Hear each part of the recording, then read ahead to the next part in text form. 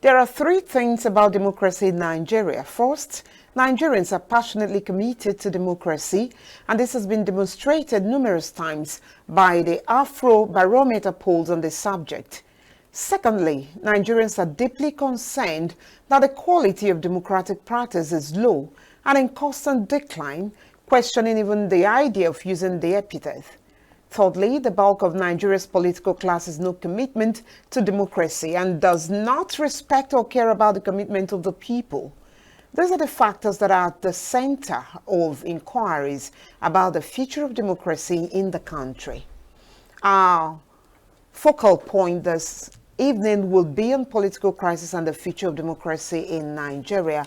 To have that conversation with us is the past president of the ruling party at the Central APC, Dr. Ben Nwoye. Good evening, Doc, and thanks for joining us. Good evening, Ngozi. Good evening, Doctor. Good evening, past former chairman APC Enugu State. I guess that was what I said. I just said the party at the Central, but okay. The state chairman at Enugu State. All right, glad to have you. I don't really know where to start, but I'm not going to ignore something that happened most recently. I mean, this is the very first time we'll be hosting you, and so it is pertinent to find out what has actually happened. Can this quote actually be credited to you? The broom has scattered. You resigned your membership of All Progressives Congress. Tell us your story. Yes, I did. I resigned because, like I said, the broom has scattered. At least in Enugu State, it has scattered.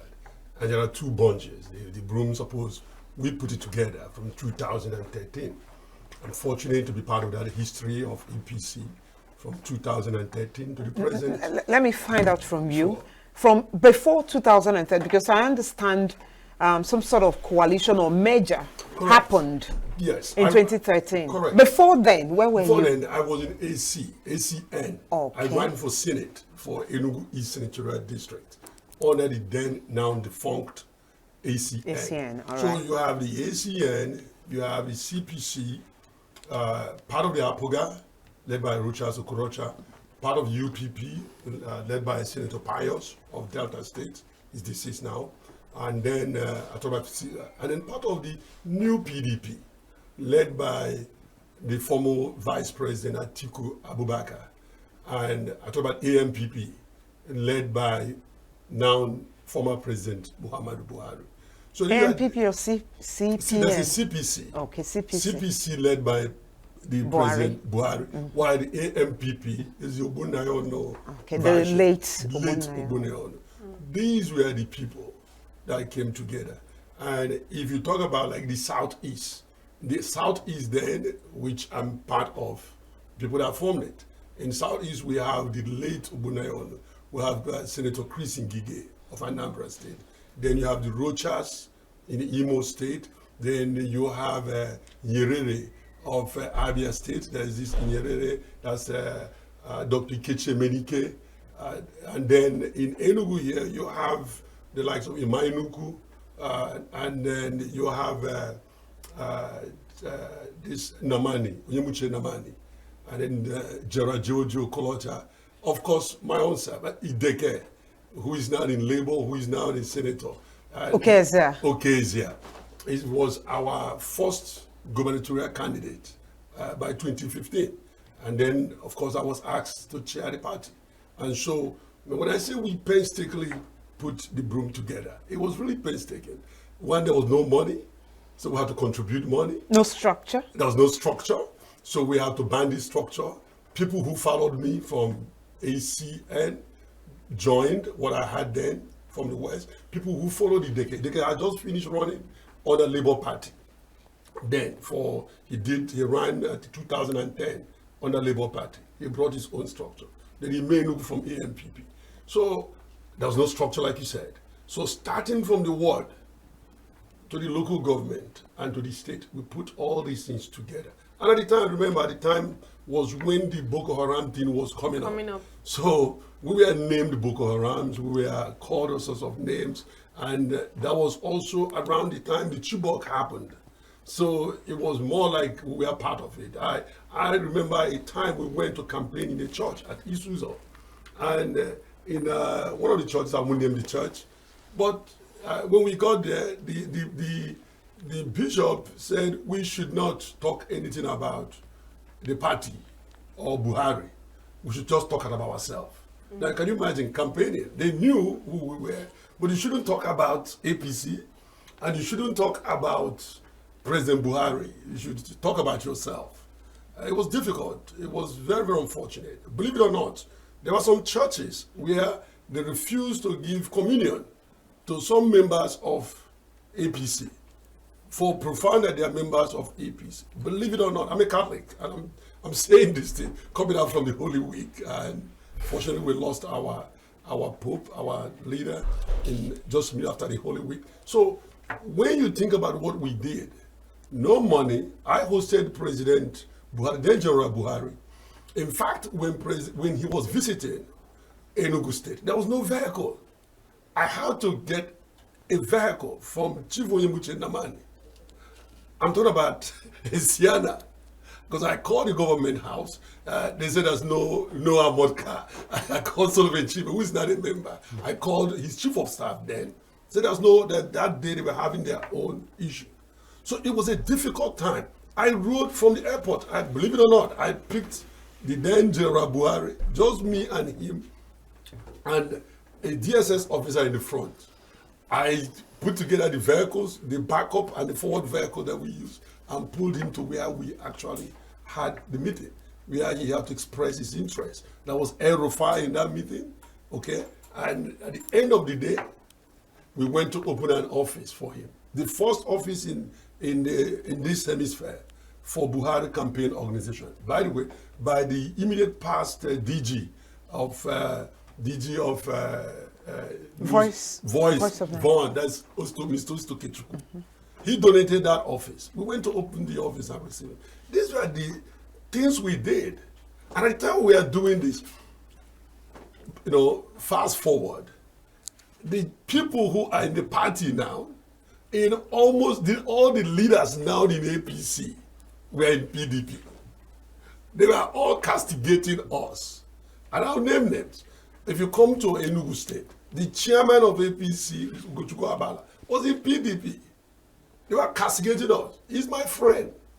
Okay? And we say we are wasting our time. This is Hausa People's Party. What would we be doing there? A Bogi party, Boko Haram party. Go to Ebonyi State. Umahi was a governor under PDP. Winforo, who is the governor now, was a speaker under PDP. Go to Abia State. Ojus Okado was in PDP. He was a senator. Ben Carlo was PDP. Even the minister now in Ebonyi State, Onye Jocha. Okay. Onye Jocha was Ebonyi State. Sorry, Abia State. Abia State. Onye Jocha PDP. Today she's a minister under APC. Even in Enugu State, the minister that was in PDP is a PA to Atiku Abubakar. That is Uche. Okay. Okay. You can go to Imo State. The Imo State governor, whom they now describe as Governor General for APC, he was in PDP. And these are people that fought against us. He was a senator under PDP. So when I say that the broom has scattered, this is not the broom we put together. And specifically in Enugu State, there's a court order. There's a court order that clearly, when you talk about democracy, when you started off, part of democracy is rule of law. You can't have that without rule of law. Now, there's a court order that clearly banned Ugochukwu Abala from parading himself as a chairman. But what is he doing? He's still parading himself. The same court recognized another man, a Dr. Alphonsus, as a chairman.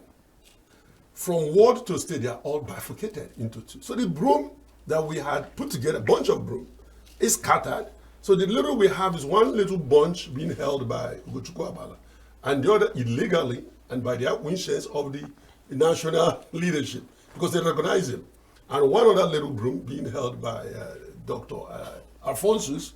And you can't have such broom and you go into election. And when I say this, I say it with all sense of responsibility, because you have a party that was growing. At one point, we registered over 100. In fact, your chairman he got a ticket under my leadership. We recorded over 135 membership. We were growing to the point now that when Labour came in, after the broom started disintegrating, a lot of people from APC went to Labour and won their election. Barrister Okeza became a senator on the Labour. He's from APC. Professor Namchi became a member of House of Reps. He's from APC. I think he's currently in Labour now. Yes, but it just within minutes they switched because the broom was disintegrated. And so what I say is permanently scattered. It was being scattered. We are putting it together, but Labour structure, APC structure moved. Some of it moved to Labour, some of it moved to PDP. Some supported different people. For example, I supported Peter Mbai. And at the time that... Even while in APC? Yes. Is it not anti-party? No, it's not. It is not. Even the President President Tinubu just came in and said we should support Peter Mbai. Oh. Is he doing anti-party? No, we're talking about good governance. Because when someone who knows nothing about the party comes in, whatever they did upstairs. Who was the party's candidate for Enugu State at the time? Uche Nnaji. Okay, who is the current Minister for Science? He came in and started abusing people, including myself. I registered him. I wasn't a member. I gave him a ticket. I gave him a registration, card in my country home. I registered him there. And then he went on. When he now joined the party officially, he started abusing everybody. He said that everybody is a mole, that there's no stakeholder, that everybody is a takeholder. Probably he said that because we were also supporting the candidate of PDP. It would have been true if that happened before. Oh. No. What happened was marching on to delegate selection. They started, that is at national level. Because there's money involved, they started removing people's name. They started putting their family's name to go to national delegate. And opposition started. Were you still the party chairman at the time? No, at the time I was just stepping out. Okay. That's after they imposed Ugabala. But Ugabala was not a member of the party. No, APC. There was no Congress done. They just announced him a chairman. The Congress. Who are they? Where did they? Is one Dr. Arodiobu, and I can describe to you what happened. The party itself had organized a Congress, a legitimate Congress. I'm supposed to supervise as a chairman. Congress is a meeting. So I organized a Congress at the party secretariat. The group sent by Governor the governor of Imo State, Hope Uzodinma, he sent Arodiobu to do the work for him. They took the papers about democracy. They carried all the electoral material, went to a beer parlor somewhere in Enza Street, organized market women. Yes, organized market women. And they said, I've elected Ugabala. And that was challenged, including, at the time, the only person representing the Southeast at the National Working Committee, the interim committee, Senator Ken Namani, gave a testimony. There was no Congress. Talk about democracy. If a ruling party is producing leadership without a democratic process, if you're gathering in a beer parlor, in an entertainment center, and writing names of your candidates, you can't have democracy under that circumstance, especially when the mantra of APC is justice, peace, and unity. Where's the justice? Where's the justice if you're sitting and you've collected money from people who want to contest, who want to become delegates. And then there were no actual And there was no contest. Was that the basis from which the disintegration commenced? Exactly. And then that formed your decision to leave the party? That is part of the decision. Because you know what? As a party man, I understand the process. You must complain. Okay. But when you complain and it falls on deaf ears, and then moving on, and it's captured in my paper, that's why I took my time to put it together. At the zonal level, I met the person that committed that fraudulent act. It was practically a theft of democracy. The person that committed it went on to receive a reward as the zonal vice chairman of APC Southeast, Dr. Arodiobu. How do you become, what do you call it, an umpire in your own game that you're playing? Because remember, he has to go at the national level to be elected. But he was the chairman of Enugu State Congress, State Congress. And he made sure that people who were supposed to be elected were not elected. They wrote name, he approved it, that election had been done, and he took it up. So I went back and I told him, you've done that. But what you have is an uncoordinated leadership. Go back and let's start afresh and pound the party. He agreed, but he didn't execute it. I went upstairs to the national office, talked to people, I wouldn't name the names, but people at high level, members of National Working Committee, come back to Enugu State. You will not have a party. They refused. Guess the result of it. They got 4,000 votes for President Tinubu. And they became the last of the last of the last, the bottomless last. Level surpassed them, Abgap surpassed. Everyone surpassed them. Okay. And maybe... And they blamed me. They said it was my anti-party that caused their problem. Well, the problem is not me. The problem is, if you believe I have no value, because they say that me and the rest of them have no value, they blame me for the loss of Tinubu. They blame me for the gubernatorial who went fourth place. We've never had fourth place. Always second. Second, since the formation of APC. They blame me that nobody came anywhere close. And they say that it's the moles. Today, people who just joined the party, people believing that they can go to the party and claim leadership overnight. And give you an example, my very good friend, Senator Chukwutazi, he joined the party, believing he will help. Was a senator in PDP? PDP, Enugu. No. I told you what is happening now is an evolution. The PDP people are becoming APC because we've put together a platform for them to run. And no, it's part of political process here. But the young man joined them. Then he makes an error of coming into Enugu and meeting the press. And in course of meeting the press, he says that he lost his way because the developmental strive of Governor Mba. He was actually eulogizing the PDP government. Well, you used a better word, but he said he lost his way and he couldn't find his way to Nsukka. And he's called, guess what? Ugabala called a meeting for him and expelled him. Oh, but he joined just recently. He just joined, but he was expelled this weekend. Oh. In case I'm now reporting news. He's there. But then I said, okay, look at this guy. He called a meeting because I quit the party. But in the process, he took the time to expel Senator Chukwutazi, who came to help them run a sinking ship, a sunk ship. Now, Utazi is thrown out like a nobody, okay? But guess what? Now that you're political, the same offense he threw Utazi out for was the same offense that Tinubu committed when he was here on the 4th.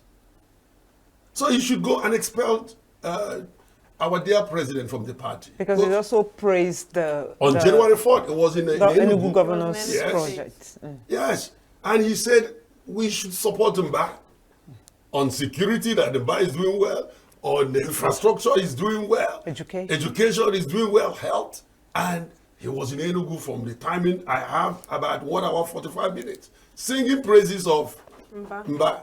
And you go and expel Mr. President, who is the leader of my former party, APC. All right, Dr. Ben Nwoye, you just said your former party. You have left the party. I've left for good. Where next?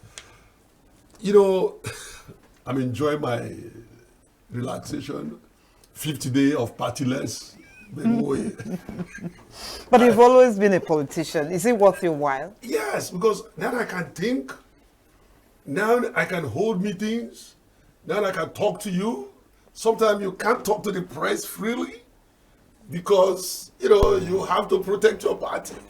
And now I can, not that you lie, but you can't freely conversate because you have to, you know, in some cases you say no comments. Or I can't do this interview. For the sake of your party. For the sake of, you know, hoping that things will become better. You talk to them from behind. You tell them, look at the story we are having. This is what is going on. Can you fix this? But Now I can freely look at things for the interest of our state, Enugu State, first of all, and for the interest of the nation. I am not in a hurry to join any party, but I'm meeting with my people that 9 political parties in Enugu State, the leadership, have come to me. We have up to 9 political parties? No, we have 19. In Enugu State? In Nigeria, and all of them exist here in Enugu State. They may not, you may not know, but they do exist with their structure. Some are in somebody's briefcase, and then some are in somebody's kitchen. But they do exist. They are political parties. All they right. are registered by INEC. With what you have said, APC has its own fair share of crisis, intra-party crisis. And from all of the stories, news stories we've been exposed to, we know that various political parties, especially the ones we can call the main opposition parties, and then the ruling party at the central, have pocketed various kind of crises scattered all over. Now, I'm going to ask you, what do you identify as the core structural issues with Nigerian political system that breeds all of these crises? You know, most of the time is what you've already described in your opening remarks. You talk about the democratic process. When you start off within an undemocratic process, you will end up with crisis. I've explained a little bit using APC, but let's also go to a little bit of labor. I understand labor because, again, I read these things. I have friends there, and I talk to them. You have and it's a party that probably have caught your interest one way or the other, Doctor. I said I have 9 political parties. All of them have my interest, except APC. Oh. All the remaining 18. But 9 have come to me, and I've said, wait, and we discuss it. But Labour, for example, Labour did very well in the last party. But you ask, why is it imploding? It is selfish interest. Recall that Julius Abure, the former chairman, national chairman of Labour, was not elected. Many people didn't know that. The elected chairman died sometime in 2021. An arrangement was made between the leadership of the party to co-opt Barrister Julius Abure, or Comrade Abure, for him to be the chairman, and they put together a caretaker committee so they can be able to run election.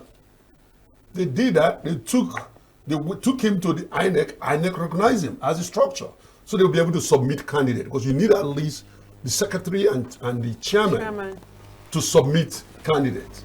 So they allow him to appoint people all around the states. 36 states plus Abuja. He did that. He should have run the election and leave, and they will conduct congresses. He ran the election. They did extremely well. You know, to some people, they believe that Labour Party won presidency. They won plenty places, you know. But at the end of the day, Julius Abure devised a means of extending his tenure, which is the selfishness, which is the issue of democracy. When you have people at that level who understood, instead of allowing proper internal democracy to thrive, he went into agreement, allegedly, with some state chairmen. And in that agreement, they agreed to go up and return him in some kind of national convention as a chairman. While in real sense, the way it works is this: for you to have a national convention, you will start from the ward. You have to do the ward congress, then do state congress, where you elect the delegates that we go to for the national convention. That was none. He just gathered some people and they went to Nwoye and said he had been elected. So, of course, INEC wouldn't have that. INEC did not recognize him. He went to court. You know the Nigeria, the country we are in, and the situation of the legal, judiciary, the jurisprudence and all that. He went to the judiciary. The Lord found in his favor. They gave him an order and recognized him as the chairman, despite all these anomalies, unconstitutional processes. Guess what? The other people, the members, appealed. They took appeal. The appellate court also found in his favor. So the crisis is, of course, brewing because everybody within knew that this is illegality. The court is saying it is legal. But the people who put together Labour Party, the labor unions and the leadership of Labour, including Governor Oti and co and Obi, they knew it was illegal. But then court found its favor. So until the court of final jurisdiction, our Supreme Court now found against him, now say that he should go. So very recently, they've held a meeting. But what I'm shocked is that they submitted, after the meeting, Obi and co, they went and submitted the certified court order. And INEC is still mute as to who is the chairman, or they should go on and have a Congress. So they are still waiting. And I found it worrisome because the decision is clear, although one can say it is not so clear because the court says they are not going to interfere with internal party matter, something like that. Say they are still studying it. How long are you going to study it? So INEC itself helps in undoing the democratic process. These are the watchdogs. If the court rules this way, you should, follow the court, follow the order. They have not done so. Those delays will allow, that's why you see the implosion. People are disintegrating also from Labour Party. People are leaving Labour Party, including, here in Enugu, for example, the young man that ran for House of Reps in Kano East and West, he ran very strongly. He just left. Barry stayed there, he left. Then, of course, the Peter Congo that also helped. Ohamadike, you know him, from Soka Aziz. He left and joined APC. I'm just wishing him well. I hope he doesn't get expelled like other people are called him. So now you go to the other party, the major opposition PDP. You see what is going on there? You have a system where money talks. One man has held PDP to captivity.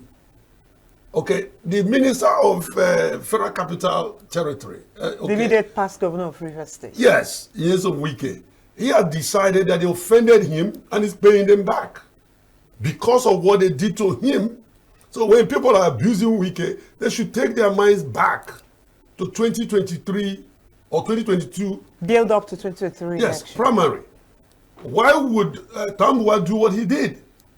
If you recall, what Tambuwa did... Stepping down. Yes, at a point he stepped down and making the statement he's not supposed to make. Make the speech he made.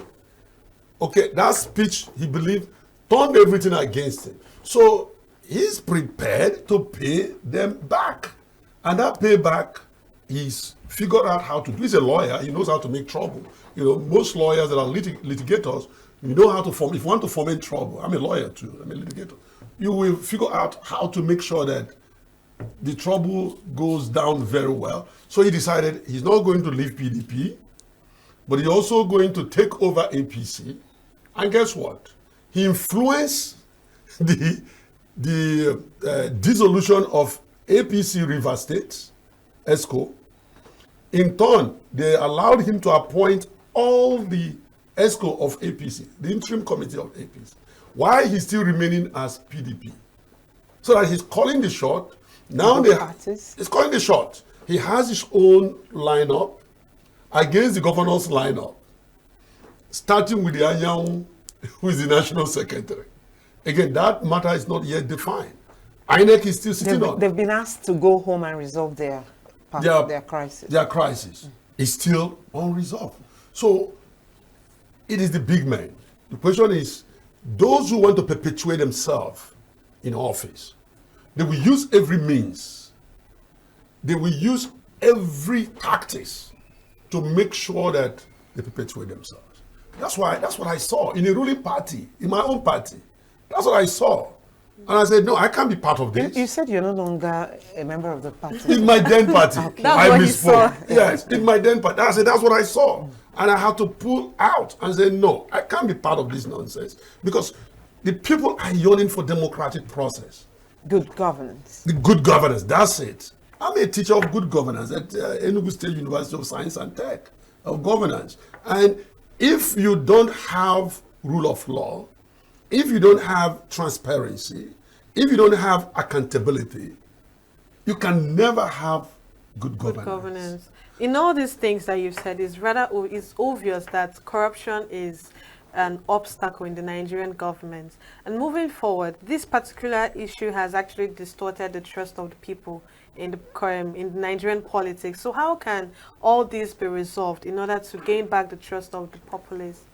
You know, there's this saying, popular saying, around the political arena, and I'm talking about the elites, you get the government you deserve. You get the leaders you deserve. Do we deserve these leaders? Absolutely. Because you know what? I was in the process. Okay? Absolutely. Let's take over, take an example, Anambra State. Anambra State, they just did their primary. APC did their primary. Guess what they did? They gave it to the people, the members of the party in Anambra State, who were lucky, in quote, lucky, to be elected as delegate, gave their votes to the highest bidder. If that man goes on to win the governorship of Anambra State, those who elected them deserve the government that they get. When you are trying to run I came back from the United States to run for Senate. That was the first time. I'm campaigning and people are asking me to give them money. Then our symbol then, by the way, ACN was still broom. That's one of the things we transported to APC. We give people broom, they say no, what they want is money. Okay, so if I gave them money and I bought their votes, what do you think will happen when I get in now? In Enugu State, it's been a problem as we are speaking now. As you and I are speaking, many people are criticizing the governor. Many of his party people, when you talk to them, what is the problem? They say he's not sharing money. The current governor. The current governor. Of Enugu State. Of Enugu State. Please, our viewers include in the global world. Yeah, sorry. Okay. The current governor, Pitamba, one of the criticism from his own party is that when they go to visit him, he doesn't give them envelope. He doesn't share money. There's no more Enugu State envelope, white and green stuff. That is Stacked green. White. Yes, with the white bag. Okay. That is no longer, it has disappeared from the place. And people complain, including the clergy and the traditional rulers. So we need to be truthful about this thing. We need to be open. The clergies go there to collect money. The traditional rulers go there to collect money. And so if the traditional rulers go and they now held a meeting, they expect to be given envelope for their transportation. And they are questioning, why is he not giving us envelope? Why is he not giving us money for our transportation? After all, he has 2 billion for his security votes. So when you talk about the people are part of it.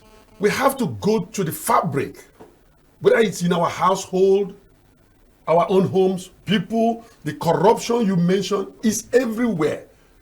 A mother, a father takes their child to a school, a very high level school called international school. The child can't make WAEC. They take the child to a center where somebody else writes the exam.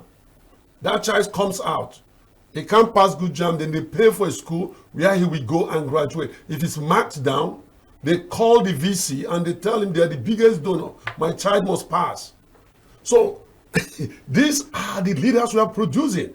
So if we are producing those leaders, they will come up and fill the space around. So I'm not saying it as to say that I live in a world of bubble, but let's face the reality. Going forward, we the people have to do what the Anambra State women did in the last election. I use Anambra State. A woman, a modest woman, who was caught on tape rejecting money, as opposed to collect and vote for another person. This okay, woman, because some were collecting the money and voting for whoever they wanted to. Yes, most were doing that. But the woman said, no, keep your money. I'm voting for Soludo. And when you see the video, it gives me hope that Nigeria must survive. One out of how many hundreds of millions? We use her as a symbol. The problem is that the National Orientation Agency don't seek after such persons. There are many of such persons. We don't honor them. She deserves a national honor. If I were the president, if I were in charge of people giving national honor, she deserves national honor. But she did this not knowing that she was being recorded. She did this not minding, the outcome of it. Remember, people will get beaten. People get even killed for voting against But she said no. She stood her ground, voted for her candidate, rejecting the money. But here we have in Anambra State primary, where someone is proudly saying, if this guy gives $1,000, which is equivalent of about 1.6 million naira, I will give $2,000. I'm prepared for it.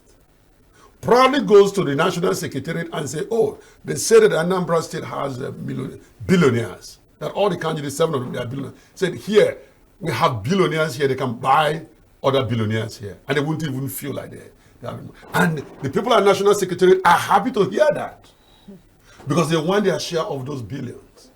And at the end of the day, the party lost 2 founding members. Dr. George Moalo left the party and went to Labour. You have Chief Paul Chukwuma left the party and went to YPP.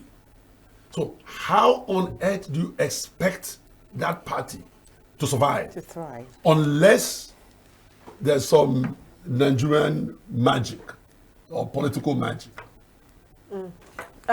Looking at the predominantly young population that we have in Nigeria, I mean, so many young people are craving to, be mobilized, to actively participate in democratic processes.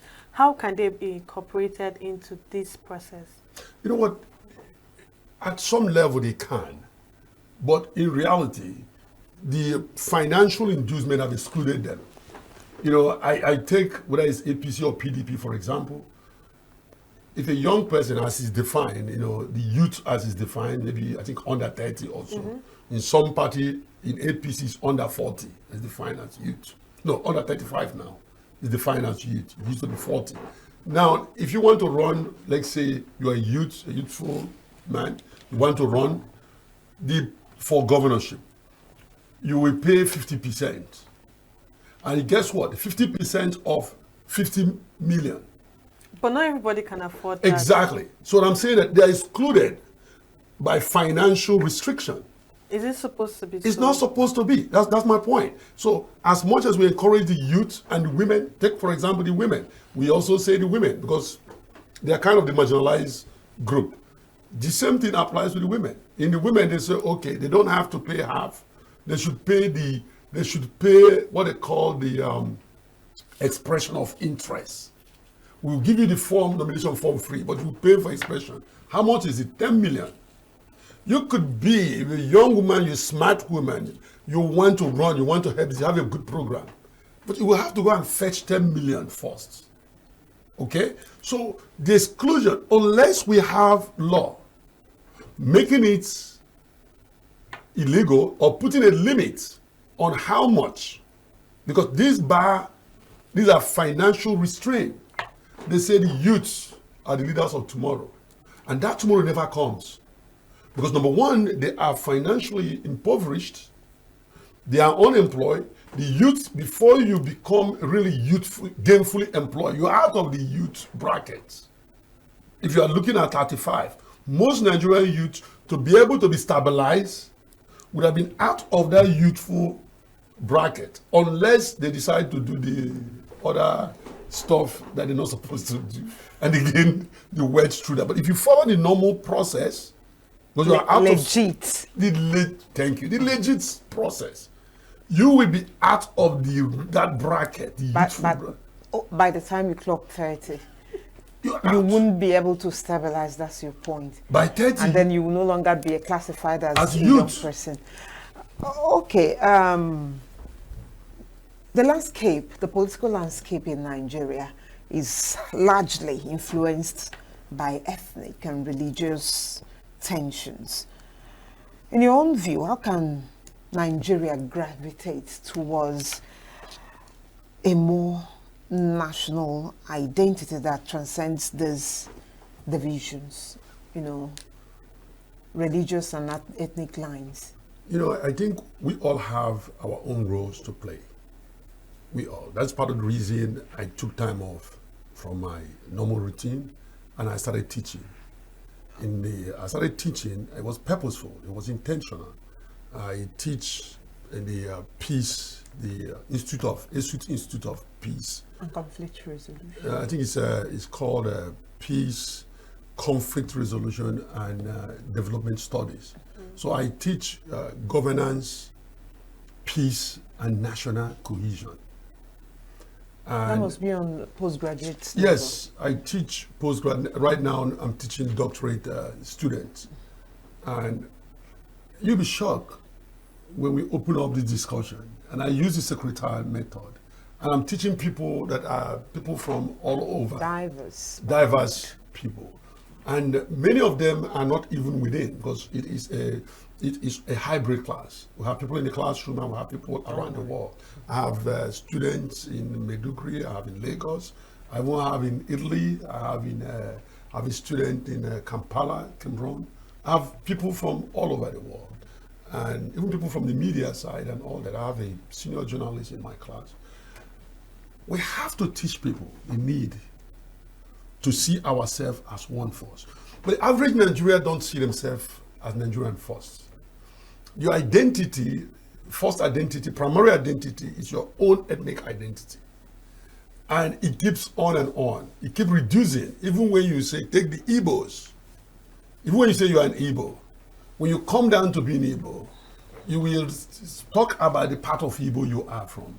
And people will purposefully discriminate within the Igbos against each other and assign some derogatory term to each and everyone. Then you take it up to the wider level, the same thing. So I think we need a lot of tutorial, both from the home, from our worship center. I'm talking about the clergymen and women. They have a lot of duties on that area, not just the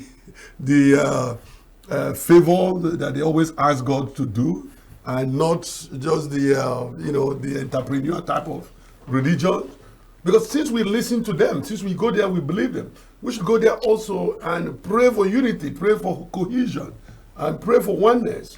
But when you have people that have audience, large audience, a platform, and they say things, vile things, that kind of formulates or infuriates the process again, it becomes quite difficult. Then the politicians, the political class enjoy the dividends of those racial and ethnic division. They enjoy it. They are the beneficiaries of it. While those practicing it are the benefactors. So if any division comes, you claim that it's your turn. It is the turn of Ndibo. You don't really care about Ndibo. You're talking about it is my turn. It is the turn of the Yoruba nation, the Duduwas. It's not about the Duduwas. It's about the Omilokon. It's your own personal turn. It is the turn of the North. Atiku it's not really about the North. It's about his turn. And the same way, you can bring it down to your own ward. In your own ward, where you have councillors, and we reduce this in my teachings. In your own ward, a small community, egalitarian community, you will still find a way to divide, that these people have gone one time for councillorship. It is our own turn. You don't really care about the ability of that person. What you're thinking is your son should be the councillor next, or your nephew. Usually, you will give to someone who's unemployed, and in some cases, unemployable individuals are the ones that you assign this position to, because you said it is your turn. So it's based on sentiment. It's sentiment, and the only way we can do that is for us at every level, recognizing that it exists, and recognizing that we don't want that.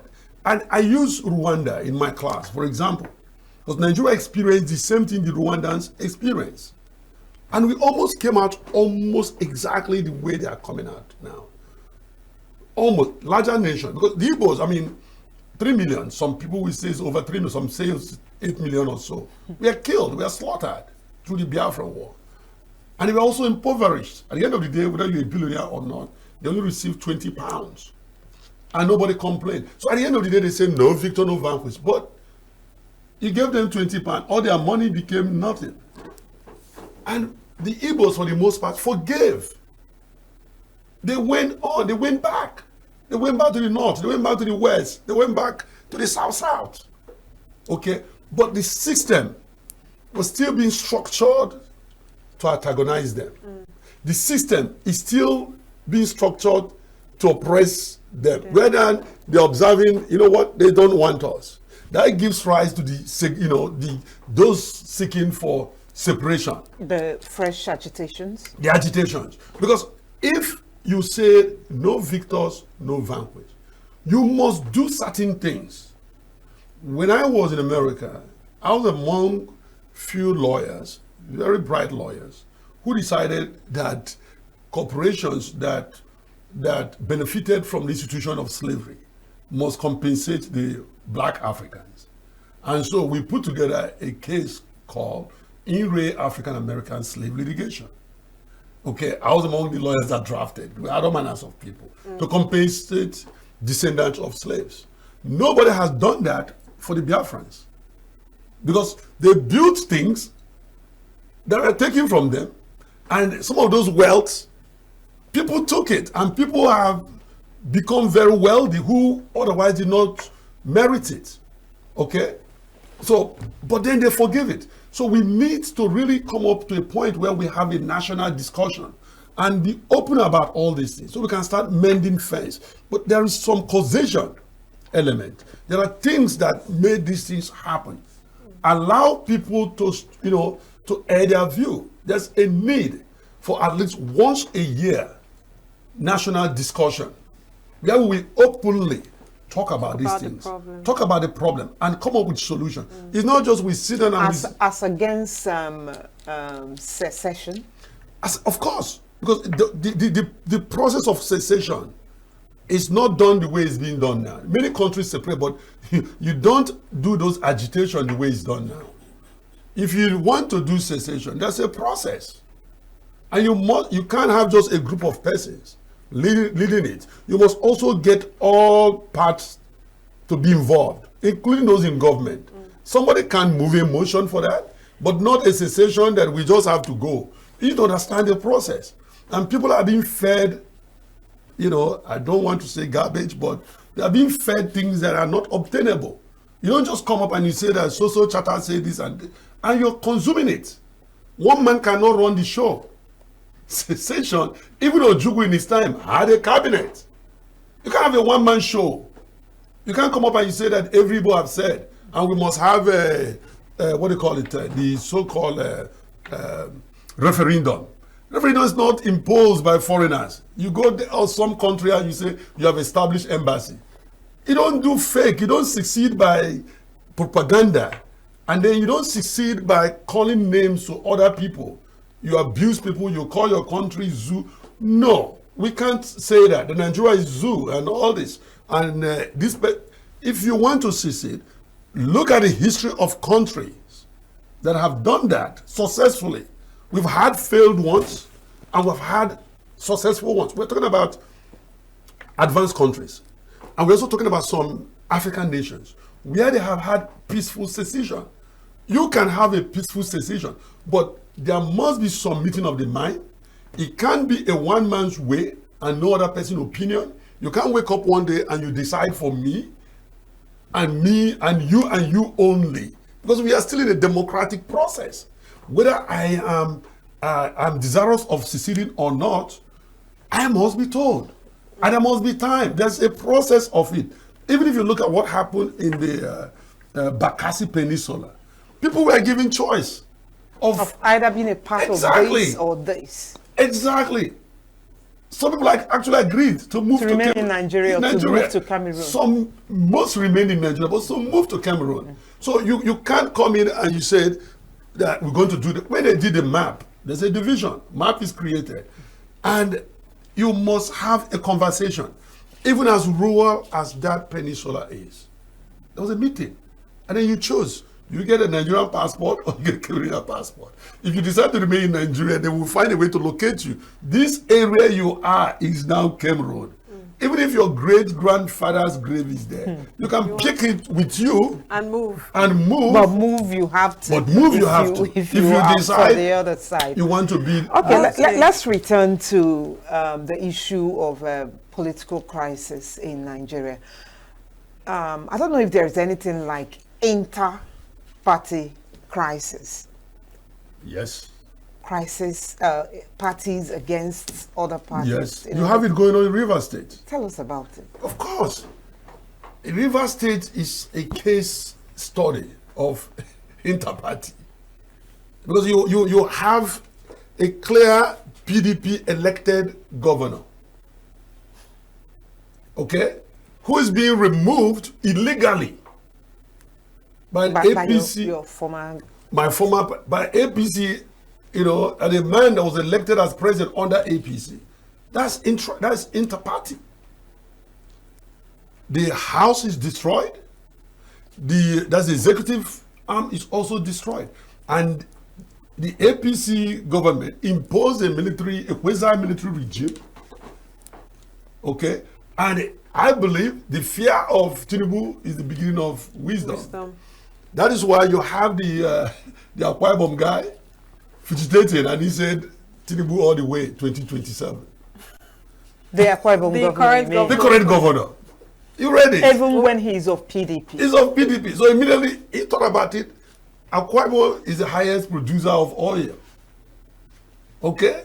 To save his skin in his own political infinite wisdom, he said, you know what? Baba Tinubu all the way. And so, against every other thing, he threw in the towel. So when you have a system like that, despite the opposition's view, and despite, we're talking about learned silks all over the world, that is wrong, that is undemocratic. There's no place in our constitution that allows for that. And in fact, there is no emergency. You can't point out to that emergency. Security emergency. There's none that met that threshold. That even where people are being killed and slaughtered, he's supposed to impose, you know, that kind of rule. He did it. That all these things just created for Rivers money. That's the allegation. I know political undertone. Of course, because they want to turn Rivers to APC. Because the governor, the former governor of Rivers State, Barrister Nwoye, who is also an actor in this all this in favor of the APC government, because he's paying PDP back in what they did. He's actively ready and prepared to do whatever it takes to remove the governor of Rivers State. And he has succeeded, what I call it halfway, to be dislodged and dispossessed of your seat that you were freely elected for 6 months. And that 6 months could be extended under the Tinubu. There's actually a meeting between the president, the suspended governor, and the pro-Wike House of Assembly members. We don't know the outcome yet, but that's not our area of concentration now. Something that looks like inter-party crisis is foreign country interference. Foreign countries you're talking about the foreign interference. Even international organizations. Are we having that effect on Nigerian political stability? We've always had that. You remember that we were a colony. But we've gained liberty. The independence is not so independent. We are still dependent. We are dependent economically. We are dependent in terms of even infrastructure. We can't do anything for ourselves. We are dependent in terms of international recognition. We are dependent in terms of resource allocation. We are dependent even in terms of our own health care. Militarily, we don't produce anything. We pretend to have the military school of engineering and all those stuff. We don't produce any weapon. We don't produce even a rubber bullet in this country. So we are dependent in all those aspects of life. As long as we are dependent on that, they will continue to interfere. You have the US here monitoring our election. Why should they? I was a state party chairman. They come in and they monitor us. We have the EU monitoring our election. Why should they? We have the UK monitoring our election. They even run, there's this organization that UK and US they run. They come to do the Democratic Institute, U.S. Democratic Institute. They have the one run by the Republicans and another run by the Democrat. And they'll come in under pretext they can pick, they want to encourage women into politics. And they'll be holding all manners of seminars. Through that process, they infuse funds into the system. You can't do that in the US. In fact, a foreigner cannot donate. It is a crime. It is a crime for you running to receive a foreign donation knowingly. It's a crime punishable by jail time. Yes. And it's also a crime for a foreigner who stays in the US to donate into a candidate. It's a crime. So how come they're still playing Big Brothers? They are playing Big Brothers. Then they are within our security system. You heard them saying they went and rescued their own hostages. How did they manage to Penetrate our airspace? And they took over and rescued their own hostage. You heard them, some of these financial people, they just did some arrangement and they released those. They were being charged, being detained. One of them escaped that claimed he was going to the mosque. The man from, I think it's Kenya, they released him, a prisoner, a detainee. They released him to go to mosque, and from mosque, he escaped. The other man, the one from the US, they've negotiated his release, and he's been released. So it undermines our democratic process. If a man has been charged for financial fraud, and the public do not know how it ends, if you want to swab it, prison swabs are done. But you must subject yourself. A transparent process. But first of all, you must go through the judicial process. It's not a extradition, it's different. If you committed a crime here, you must go through the process, be either found guilty or not guilty. If you're guilty, they must sentence you. Then they can transfer the prisoner on either a prison swab arrangement or simple a prison send back. You go back there and you serve your time because our prison is not good enough for foreigners. Comparatively. All right, for want of time, what do you envision as the potential pathway for Nigerian democracy in the next decade? Are there particular reforms or movements that you believe can significantly alter the current trajectory in political governance in the country? I think it has already happened, but we need to sustain it. It has happened in 2023, where it started with 2015. It was almost impossible to think about the incumbent losing. So in 2015, and then the President Goodluck Jonathan is a show of class. He didn't contest it, despite all the pressure. He showed class, he showed statesmanhood, he showed sportsmanship. So it happened then. And it's repeated again this time around. We just saw it in 2023 with people whom you never believed could win it. People, you hear an Okada rider being elected into the House of Reps because the people want him. In Enugu State here, you saw 2 senators being elected under Labour Party because the people want somebody else. You saw a sitting governor losing election. It's unheard of before. So the reform, the process is already there. But it's the sustainability that we are praying to God, and not just praying to God, and believing that good people will keep joining politics and staying in politics. The OBs are there, and I want more OB because the obedient movement helped to sustain that part. We are, you see it in Abia State. You wouldn't believe that some guy would just enter and win. After 16 years of PDP in the state. Exactly, and ousted. Enugu State it almost happened. Depending on who you ask, they will say it's manipulation. Some will say that Edoga won. However, Edoga has gone and made a profound statement, admitting that he didn't win. That and has joined. He has joined, but more importantly, he says that Governor Peter Mbah is the people's choice. So maybe that's a revelation, something he didn't know before that he found out through the litigation process.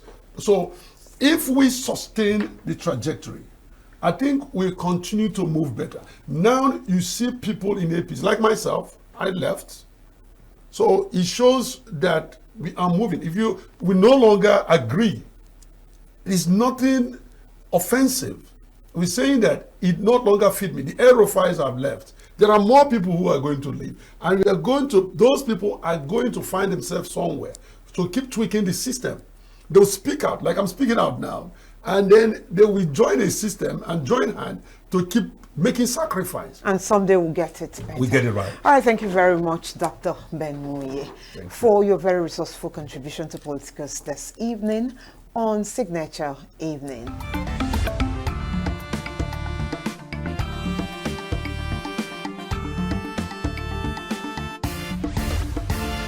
Signature TV, news in your pocket.